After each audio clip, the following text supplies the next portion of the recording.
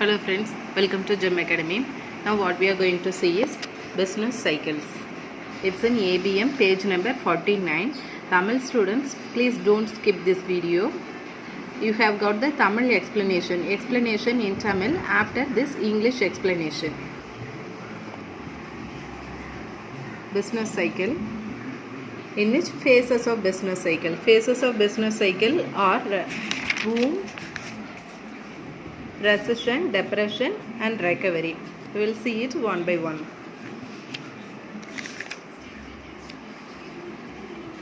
Business cycle. First one is boom. It's a continuous process. Business cycle, it's a continuous process. That is, after boom, the recession will be coming, and after the depression, and after that recovery will be coming. To understand this, I am saying an example. Consider a story. It's a continuous one. Story is a continuous one. It has 4 chapters. First chapter is our story is business cycle. In this one, the first chapter is boom. The next chapter is recession. And the third one is depression, and the fourth one is recovery. Now let's see one by one. First one is boom. In the boom, production capacity is fully utilized. That is, the maximum sales is in boom only. Production capacity is fully utilized. Product price above normal. The price of the product will be above normal. High profit. All these things are positive one. Production capacity is fully utilized. Product price is above normal and high profit.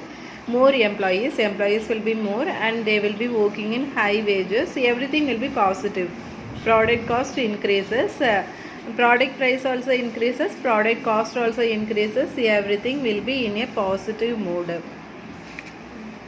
And the next one, as the price increases, the product price is so high, so the consumers decreases their demand at last. The boom cycle, at last the consumer decreases his consumption, so the demand decreases or stagnates in the final stage of the boom cycle. Then come to recession. Continuation of this one, demand decreases. Here see, the demand decreases. So after that, they don't know about the demand decrease. So the companies go on producing the products. So the supply increases. Orders are cancelled. Supply increases, but at the same time the demand is in decrease mode. So the new orders cancelled. Workers retrenched. Because already we have a lot of products, so the workers are retrenched. Unemployment is there. Consumers still postpone their purchase. Consumers still don't want to purchase anything. Please remember that if and only if consumers tend to buy a product, then only the demand for the product will increase, and so the economy of a country. But in this stage, recession also, the consumers don't buy any products. Then next comes to depression stage. Depression stage is underemployment. Underemployment means if 10 employees can do a particular job, now there are only 7 employees like this. This is the difference between underemployment and unemployment. Unemployment means the particular person won't be getting any job. But whereas the underemployment is at the time of engaging 10 people, only 7 people are engaged in a job. That is underemployment. So the producers compelled to sell at a lower price. In this stage, the products are in stagnant. So the consumers will be compelled to sell at a lower price. Then reduces the production. Workers are poorly paid. As the profit is very low, the workers are obviously they will be paid very poorly. Interest rate, banks interest rates will fall. Prices will fall down. economic activity is at the bottom in this stage, depression. In the stage of depression, the economic activity will be at the bottom.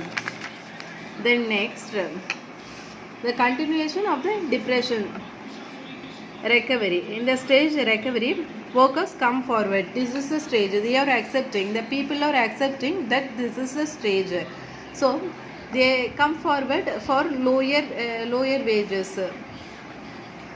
Workers come forward at low wages. Consumers come forward to buy. In this stage, in the stage of recovery only, the consumers come forward to buy. Banks give loans. Demand increases. Firms started producing. Economic activity starts picking up. Then after that, the stage of boom will be coming. So this is the 4 stages. This is just a story like, it's a continuous process. இப்போ தமிழில் நம்ம explanation பார்க்கலாம். தமிழில் explanation என்ன சொல்லலாம் அப்படின்னா, business cycle. Business சைக்கிள்னா என்னென்னா, இதுக்கு வந்து 4 ஸ்டேஜ் இருக்குது. இது என்னென்னா, பூம்,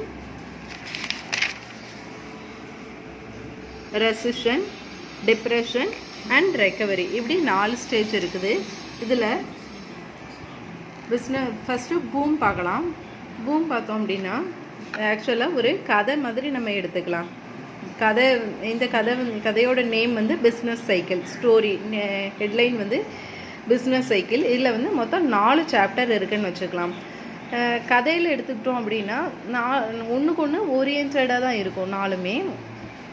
நாலுமே இன்டர் ரிலேட்டடாக இருக்கும். இதே மாதிரி தான் பிஸ்னஸ் சைக்கிளில் உள்ள 4 ஸ்டேஜஸுமே இன்டர் ரிலேட்டடாக தான் இருக்கும். ஃபஸ்ட்டு ஸ்டேஜ் வந்து பூமில் என்ன பண்ணுறாங்க அப்படின்னா, ப்ரொடக்ஷன் கெப்பாசிட்டி ஃபுல்லாக கம்ப்ளீட்டாக யூட்டிலைஸ் பண்ணிடுறாங்க. பூம் வந்து ப்ராடக்ட்ஸ் எல்லாமே ரொம்ப டிமாண்டில் இருக்கிறது, இந்த மாதிரி உள்ளது வந்து பூம் ஸ்டேஜ். இதில் வந்து production capacity is fully utilised. Product price above normal. Product ப்ரைஸும் நிறைய ஜாஸ்தியாக இருக்கும். ஹை ப்ராஃபிட்டில் ஒர்க் பண்ணுவாங்க.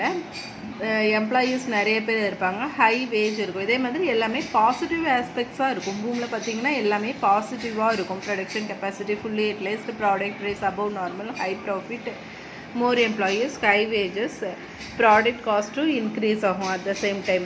இப்படி எல்லாம் இன்க்ரீஸ் ஆகிக்கிட்டே இருந்துச்சுன்னா அதே மாதிரி இருக்காது எப்பயுமே. ஸோ ஆட்டோமேட்டிக்காக என்ன ஆகும் அப்படின்னா, டிமாண்ட் வந்து டிக்ரீஸ் ஆகும். ப்ராடக்டோட ப்ரைஸ் வந்து ரொம்ப ஜாஸ்தியாக இருக்கிறதுனால மக்கள்லாம் என்ன செய்வாங்க அப்படின்னா, இப்போ நம்ம இதை வாங்க வேண்டாம், ப்ராடக்ட் வாங்க வேண்டாம், கொஞ்சம் ப்ரைஸ் வந்து குறைஞ்சதுக்கப்புறம் வாங்கலாம் அப்படின்னு சொல்லி நினச்சிக்குவாங்க. ஸோ கடைசியில் என்ன ஆகுது அப்படின்னா, டிமாண்ட் வந்து டிக்ரீசஸ் ஆர் ஸ்டாக்னன்ட்டு. இந்த ப்ராடக்ட் சைக்கிளில் வந்து நம்ம எப்படி ஞாபகம் வச்சுக்கணும் அப்படின்னா, கன்சியூமர்ஸ் வந்து எப்போ ப்ராடக்டை வாங்குகிறாங்களோ அந்த ஸ்டேஜ் தான் அந்த ப்ராடக்ட்டுக்கு ஒரு நல்ல ஸ்டேஜுன்னு அர்த்தம். ஸோ ஃபஸ்ட்டு ஸ்டேஜ் பார்த்தீங்க அப்படின்னா எல்லாமே ஹையாக இருக்குது. ஸோ கன்சியூமர்ஸ் யாருமே வாங்குறதுக்கு வரமாட்டாங்க. கன்சியூமர்ஸ் எப்போ வாங்குகிறாங்களோ அப்போ தான் ஒரு நாட்டுடைய எக்கானமி வந்து நிறையா ஆகும். நெக்ஸ்ட்டு ஸ்டேஜ் பார்த்தீங்கன்னா ரெசிஷன் வந்து இதோட கண்டினியூஷனாகவே நீங்கள் பாருங்கள். இது கடைசியில் என்ன பண்ணுறோம் அப்படின்னா, டிமாண்ட் டிக்ரீசஸ் ஆர் ஸ்டாக்னன்ட், இதோட நிப்பாட்டியிருக்காங்க இந்த சாப்டரை. அடுத்த சாப்டர் பார்த்தீங்க அப்படின்னா ரெசிஷனில் என்ன அப்படின்னா, இந்த டிமாண்ட் வந்து டிக்ரீஸ் ஆனது அந்த ப்ரொடியூசர்ஸுக்கு தெரியாதுன்ற பட்சத்தில் என்ன பண்ணுவாங்க அப்படின்னா, தே கோ ஆன் ப்ரொடியூசிங். அவங்க வந்து ப்ராடக்ட்ஸை வந்து மேனுஃபேக்சர் பண்ணிக்கிட்டே இருக்காங்க. But at the same time என்ன ஆகுது அப்படின்னா, டிமாண்ட் வந்து டிக்ரீஸ் ஆகிட்டு இருக்குது. அதனால் ப்ரொடியூஸ் பண்ண ப்ராடக்ட்ஸ் வந்து அப்படியே தேங்கிடுது, விற்காமல் அப்படியே தேங்கிடுது. தேங்கின உடனே நியூ ஆர்டர்ஸ் வந்து அப்படியே கேன்சல் ஆகிடுது. கேன்சல் ஆனதுக்கப்புறமா வந்து ஒர்க்கர்ஸ், அங்கே வேலை பார்க்குற ஒர்க்கர்ஸ், எந்த கம்பெனி அப்படின்னாலுமே அவங்க நஷ்டமடைய ஆரம்பிக்குதுன்னா ஃபஸ்ட்டு அவங்க செய்கிற காரியம் வந்து ஒர்க்கர்ஸை வெளியில் எடுக்கிறது தான். ஸோ ஒர்க்கர்ஸை வந்து அவங்க வெளியில் எடுத்துடுறாங்க. நெக்ஸ்ட் வந்து அண்டர் எம்ப்ளாய்மெண்ட் வந்துடுது அந்த இடத்துல. Next consumers still postpone their purchase. இந்த ஸ்டேஜ்லேயும் கன்சூமர்ஸ் வந்து வாங்க ஆரம்பிக்கலை. கன்சூமர்ஸ் எப்போ வாங்க ஆரம்பிக்கிறாங்களோ அப்போ தான் அந்த ப்ராடக்ட்டுக்கு வந்து ஒரு நல்ல ஃப்யூச்சர் அமையுதுன்னு அர்த்தம். நாட்டுடைய எக்கானமியும் நல்லா அமையுதுன்னு சொல்லி அர்த்தம். ஸோ இந்த ஸ்டேஜ் ரெசிஷன் ஸ்டேஜ்லேயும் கன்சூமர்ஸ் வந்து இன்னும் வாங்க ஆரம்பிக்கலை.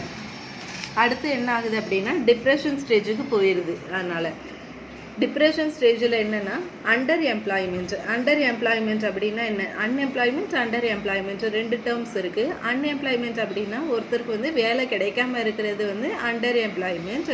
But at the same time under employment அப்படின்னா வந்து 10 பேர் வேலை பார்க்குற இடத்துல 6 பேர் 7 பேர் இவங்கள வச்சு வேலை பார்த்துடுறாங்க. இதுதான் அண்டர் எம்ப்ளாய்மெண்ட்.